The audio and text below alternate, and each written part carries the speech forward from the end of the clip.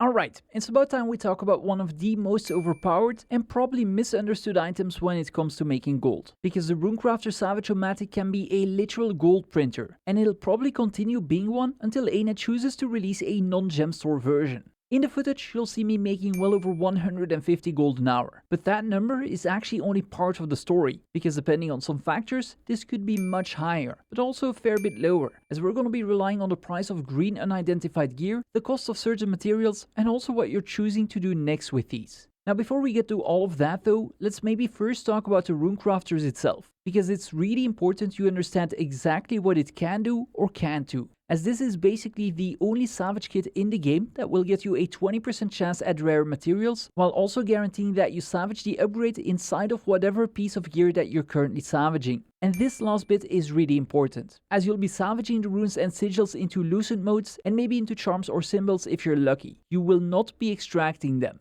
Veterans might now also be thinking that I missed something here, because technically you can do the exact same thing with an endless upgrade extractor and you can do it even cheaper, but that would involve a couple of extra steps. Now if you were to compare the data on fast farming, you'll also notice that this would be an even better option, but there's one major flaw, because you won't be able to process as many items as you do with a salvage kit, as they'd need to be extracted manually unless you decide to break the terms of service of course, but I wouldn't recommend doing that. Technically, there's also one other alternative in a Black Lion salvage kit, which would not only give you a higher chance of rare materials, but you'd also be extracting the upgrade instead of salvaging it. But the problem with these is their cost, so they're better reserved for exotic gear with high value runes or sigils instead. So, as it stands, there's no real non-gem store equivalent to a Runecrafters if you want to stay within the TOS, which is actually great news to every single person who already has one, because it means that they'll have far less competition. Now, if you don't own one yet and you decide you want to get one after watching this guide, you're gonna need to come up with 480 to 600 gems, depending on whether it's on sale or not. Or in other words, you'll need roughly 200 to 270 gold, which actually shouldn't be that much of a problem to recover afterwards.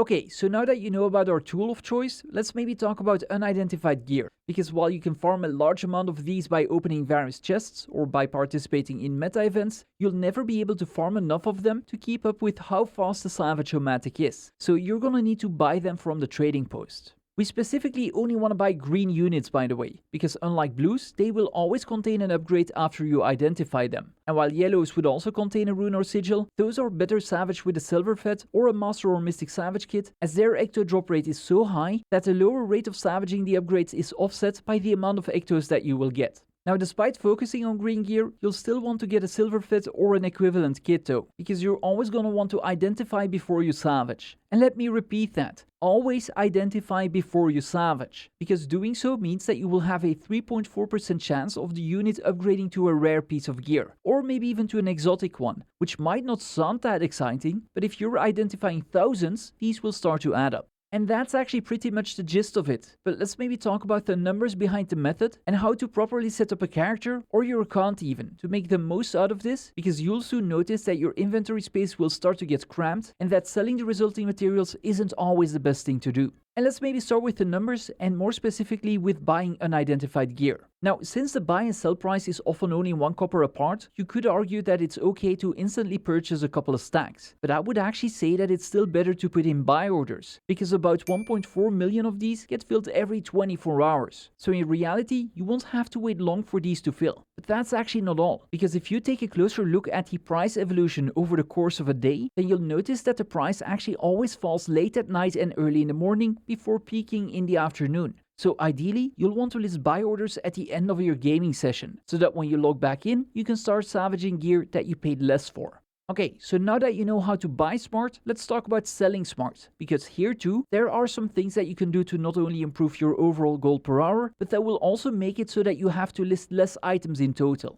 First things first though, because I want to clear up Fast's number, which do not include the value of essences of luck, despite them being a large factor in how much you can make, as you can upgrade these into exotic essences and then trade them in for lucky red bags at the vendor in the cave in Hooligan's Route in Lion's Arch. These bags will generally contain junk items for you to vendor, as well as some food and the occasional bag piece. Just note though that they are affected by magic find, and therefore you'll ideally want to consume whatever boosters you have lying around and maybe even do a quick silver waste meta before opening them. Although I'll also be the first to admit that I am sometimes too lazy myself and I open them on the spot, but generally try to avoid doing this. Apart from these, you'll get a bunch of crafting materials which you could sell immediately, but again, I would recommend you don't, because most of them will be worth more if you refine them, which comes with the added bonus of having to list less overall items in total. So every time you're not upgrading essences of luck while salvaging, make sure you're refining the ones that need to be refined. I have a pretty simple spreadsheet to decide when to refine or not, which anyone can already access on my Discord. And I will eventually further adapt this with some of the things I'll discuss next, because refining is once again only part of the process. See, one of my most successful guides is on how to get about 1300 ectos per hour by crafting certain rare pieces of gear and then salvaging them with a silver vet or an equivalent kit, as long as you can keep their overall cost below the price of an ecto while taking salvage rates and trading post fees into account. Well, almost all of the materials to craft these come from salvaging green unidentified gear, and the only thing that you'll need to buy are tier 5 trophies, of which you might actually already have a bunch if you've been trading in your volatile magic or Tyrian defense seals. So using these to craft rare gear to then salvage into ectos will not only mean a higher overall profit, but also far less items to list, and you can usually sell a few thousand ectos in a couple of minutes or at worst hours anyway.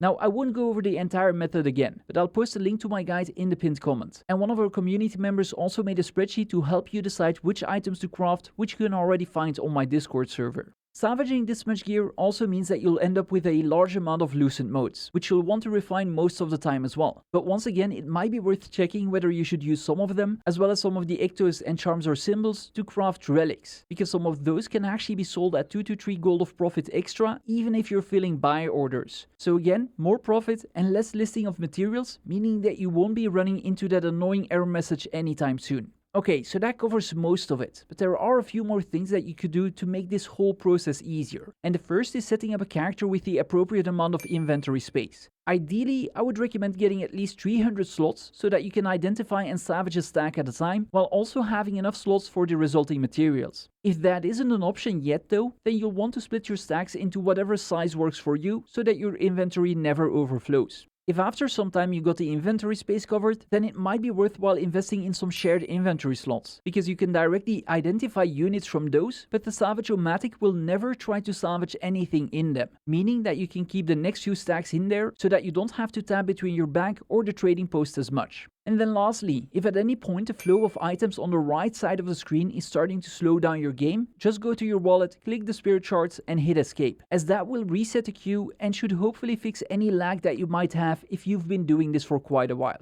And actually, I'll give you one more, but maybe not so kosher bonus tip. But quite a few people who've been doing this for years have told me that they're doing all of this in World v World. Because technically, you can flip a camp every few minutes to keep a participation while buying and salvaging near the starting waypoint. Or you can even craft near a camp if you own a permanent trading post and a permanent crafting station contract. Again, I'm not saying you should do this, but I figured I'd share it anyway because it's eventually gonna come up in the comments on how people are farming gifts of battle while doing this at the same time. And that's actually it. As mentioned, I plan on making a more comprehensive sheet that should not only help you when to buy units, but also what to craft and sell, and what the expected profit should be every step along the way. This will probably take me some time, but I will try to plan a couple of live streams just for this, so that we have such a resource available to anyone on our Discord as soon as possible. So hop into my stream, come say hi, and maybe give a couple of suggestions.